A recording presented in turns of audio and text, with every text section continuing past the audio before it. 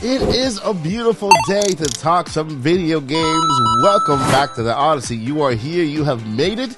I hope you are having a wonderful time. How about you drop down a line below in the comments and let me know how you are doing today. I am Mike Odyssey, and guess what? Yes, we do have World Nintendo news to talk about, and yeah, a little bit of Nintendo Switch too, but guess what? That's not the main story of today. We have bigger news and bigger fish to fry. How about we get started? And just another quick reminder, December 16th is our Merry Switchmas event. We will be giving a whole bunch of prizes. I got another prize here that just arrived, and I'm going to show it to you right now. Orion just sent over a gift basket. And when I mean a gift basket, it's not just a gift basket, it's this, together with the case, with the battery, with the t-shirt, and a whole bunch of things. For the giveaway, they are sponsoring our giveaway and sending us a free Orion to give to you. So this December 16th, we have so many giveaways to give away. We have Orion sponsoring the channel. We have E-Wing Racing giving a gaming chair as well, and so many other giveaways we're having on the channel. So December 16th, make sure to subscribe for that. Make sure to set the notifications so you don't miss that day, and make sure that all notifications for the Odyssey are on. December 16th, our Christmas Merry Switchmas giveaway. All right, so first up, guess what? Thanksgiving season is behind us. The holiday season, Christmas, is ahead, and to celebrate, we have Nintendo giving us some Christmas user icons to celebrate with Super Mario. We have Snowman, we have a little cute cloud, and a lot more. So if you are into the season, if you are festive, go ahead and get those little icons and celebrate Christmas season in style. Moving on, we also have some news inside of the world of Splatoon. We have an update of 6.0.0, which was released yesterday. And so, yeah, I mean, basically these kind of updates fix some little details here and there, little bugs. And so if you are playing Splatoon, go ahead and make sure you update to this update to make sure that the game runs smoothly and you don't run into any bugs. You know, you have all this paint to deal with, so, you know, you don't want bugs in that mix there. Yeah, it's just not that great. Let's move on to other stories here in the world of Nintendo. Fantasy Life, okay, Fantasy Life is coming in the summer of 2024. Yes, Level 5 has finally given us a release date. This game was stated to be released this year, right? They never gave us a release date, but then they came up and said Fantasy Life is coming in 2024, the summer of 2024.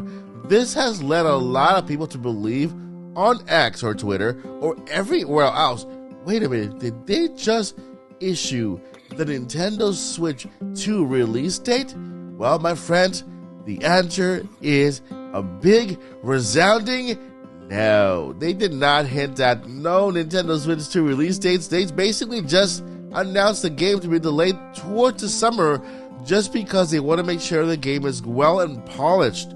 The Fantasy Life game, it has a lot behind it, and it's being compared to Animal Crossing, so they want to make sure they meet expectations. And of course, we have other games for Nintendo Switch that is being released in the summer, like Paper Mario Thousand Year Door as well. So yeah, it's not really a hint that Switch 2 is coming, although that is a projected date for a release the summer of 2024. But yeah, they didn't really hint at Switch 2. They just want to release a really good polished game. Let's move on to other news. We have Mario Kart 8 Deluxe relieves bugs fixes for version 3.0.1, enhances player experience. Really cool, right? We have to make sure that we update our games because that way we have the best experience possible. So if you are in the world of Mario Kart, we have Mario Kart updates and we have Splatoon updates. In Mario Kart, we have 3.0.1. If that's the one you're running, you know you have the latest. And Splatoon is 6.0.0. All right, so let's jump into the last story before we get to the main story of today. And this one has to do with Sonic Superstars. Let me know in the comments if you played Sonic Superstars and if you loved Sonic Superstars, or if you didn't. You know, there's both sides. So if you let me know either way. But this story has to do with Sega, right? And so it looks here that Sega says that Sonic Superstars launch hasn't performed. to internal expectations. So it looks like they did have some expectations for the game, and they haven't met them just yet. And well, I kind of agree. I did play Sonic Superstars. It really wasn't what they actually, promised us in a way. It does look like an amazing game when it comes to the visuals, the game style, the play through and everything. But I believe that, sometimes they say that keeping it simple is the best way to go. And one thing that Sonic Superstars didn't do was keep it simple. We have these levels. Mario and Sonic are these games where you go from point A to point B, and they try to make it as fun as possible for you to get from point A to point B, right? And so Mario Wonder, they use a Wonder Seed to make everything go nuts and kind of make it more challenging for you to go from point A to point B.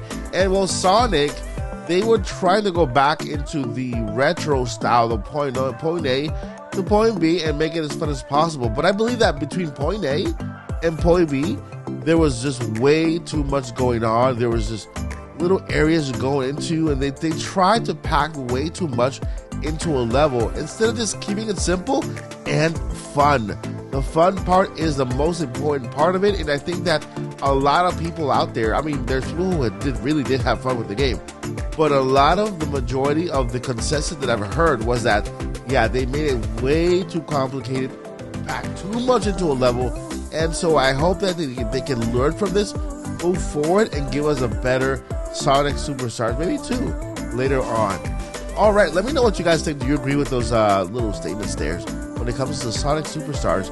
And with that, let's move on to today's big, giant, last story of today. It has to do with, yes, Nintendo Switch, but with another company, Microsoft. And this one has me a bit confused, and I really want to hear from you guys on your thoughts, because it appears that Microsoft wants to bring Game Pass onto every screen possible, including Nintendo. And so it does confuse me a little bit, because Game Pass is basically, Microsoft's big thing. That's why you want to get an Xbox. And if Xbox or Game Pass is everywhere, then what is the go-to? What is the selling point for you to buy an Xbox, right? Because right now the struggling thing that Microsoft has going for them is that they have almost no first-party games, right? And almost no first-party games that they're pushing. They're buying studios everywhere. They just purchased Activision Blizzard, the biggest sale in history. And, well, they're thinking about bringing Game Pass to every screen possible. And so it worries me, right? Will the Xbox be around for a while? Is this a good move that they're making? Let's go ahead and read here over the news and then get a little more information to see where they are, and then I want to hear from you guys afterwards. So let's see. It says here, Microsoft and Nintendo have been pretty good. They've had a really good relationship, which has allowed games from Microsoft IP to be available on Nintendo Switch and Nintendo Switch Online. Microsoft has also frequently expressed a desire for bringing Nintendo and Xbox fans together. Xbox head Phil Spencer even mentioned that he considered Nintendo Switch players to be a part of the Xbox family. That said, Microsoft's initiatives seems to include Game Pass as well. Xbox CFO Tim Stewart has recently, and during a Wells Fargo TMT summit, that it'll be a big change of strategy. Not announcing anything broadly here, but our mission is to bring our first-party experiences, our subscription services, to every screen that can play games. That means TVs, that means mobile devices, and so in doing so, they will no longer be a major competitor to PlayStation and Xbox, and Nintendo, not Xbox, PlayStation and Nintendo. And so, well, I really do, give it to Microsoft and Xbox, and I kind of, see where they're coming from. They want to unite, and they want to make sure that everybody is having a really good time overall. But, sometimes the competitive nature is a good thing because it keeps everyone on their toes. It keeps companies giving us and providing us the best content possible. And if we're all sometimes a big happy family, then I believe some studios will just sit back and not do their greatest job, And so the competitive nature when it comes to companies competing for your dollar, for your time in the gaming industry can be healthy, right? I'm not talking about the wars between people, Xbox versus PlayStation. No, this one's better. No, I'm talking about the actual companies themselves trying to provide the best service possible in order for you to buy their service, right? And so if we have everything together, then guess what?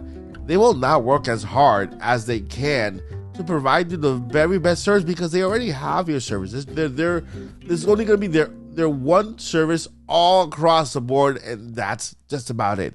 And so that is the con of this. If Xbox, just opens up Game Pass to every single platform, then that'll actually reduce sales on every single platform when it comes to other games. Because yes, it's a really good service, but when I've had it, I found myself not even caring about what's on the store, on the Xbox store, just because Game Pass has so many games. I pay $9 a month, and I have not to worry about everything else, right? And so this kind of hurts, in my opinion, other games that are on the eShop or on the store. And, well, Game Pass is a good service, but I would rather have it stay on Xbox rather than just go everywhere willy-nilly, And so what do you guys think about this? Yeah, I understand there's good nature behind this, that they want to share Xbox Game Pass everywhere. I mean, every single screen, everywhere. And it'll be really cool to have Xbox Game Pass on Switch. I'm not gonna lie, I'll be the first to jump on it, but is it the best thing for the entire gaming community as a whole when it comes to them providing us the best content possible, right? So, Game Pass has made it so that Nintendo can make their own Nintendo Switch Online and try to improve it. And so Game Pass has also made it so that PlayStation can also offer their very own streaming service as well. So it's basically, it makes everyone better, right? It makes everyone better to have just a little bit of competition in there rather than just being a big happy family sometimes, right? And this has to do with business. It's not personal. It's just business.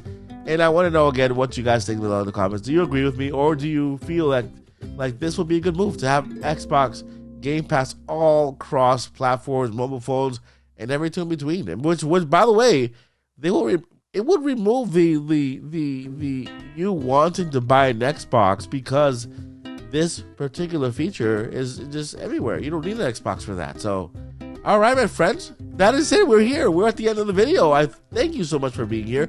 You are awesome. There's some videos on the screen if you want to keep watching more videos here on the Odyssey. You can. And I'll see you in the next one. Never give up. Journey on. Peace.